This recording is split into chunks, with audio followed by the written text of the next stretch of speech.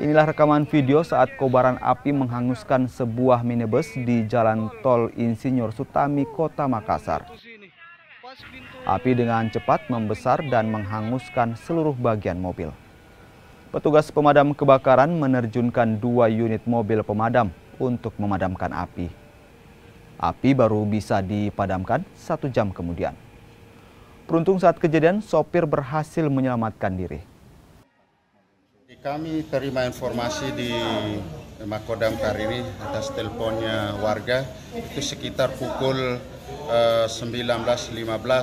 Jadi begitu ada informasi kami luncurkan di salah satu posko, yaitu di posko timur dengan armada 2 unit di backup dengan armada rescue, Pak.